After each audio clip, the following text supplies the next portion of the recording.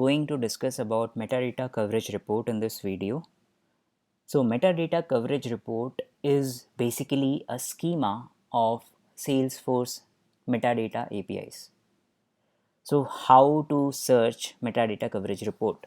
So you can go to your browser and just type metadata coverage report, and you can then open your first link, which is metadata coverage report Salesforce developers.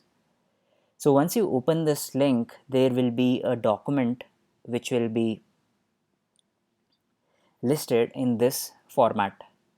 So as of now, with respect to version 53.0, Salesforce supports 470 metadata types, and you can see that all these are your metadata components supported by Salesforce.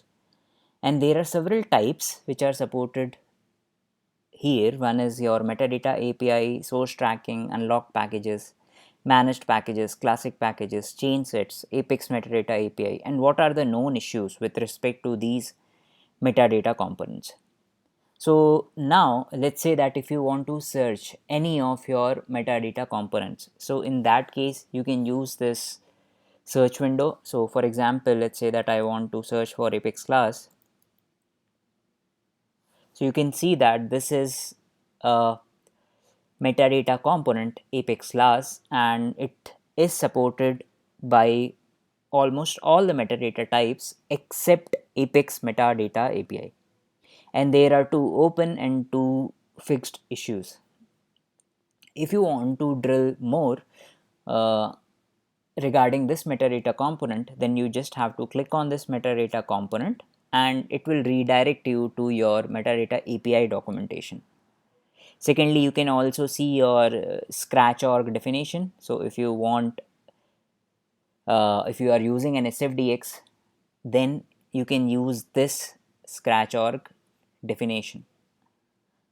Then we have this known issues, like what are the known issues with respect to Apex class. So we found that there was a known issue with unlocked packages, and there was a known issue again with unlocked packages and other types.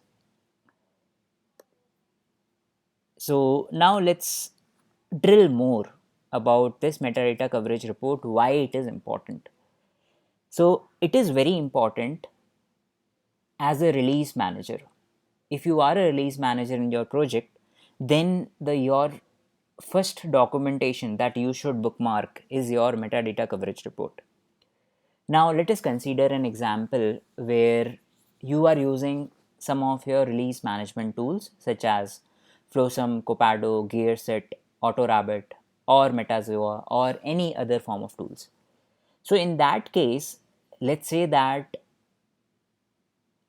your metadata component, let's say Apex class, is not visible, but it is supported by this metadata coverage report, and it is also checked under this metadata API. Since most of these tools use metadata API behind the scenes, it means that they should support these metadata components.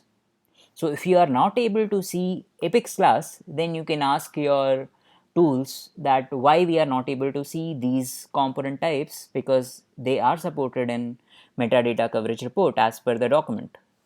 So this is where this document will come very handy, and if you want to know more about each metadata component type, then basically you have to click on these types and then open it and open in a metadata API document. Thank you, and I hope you like this video.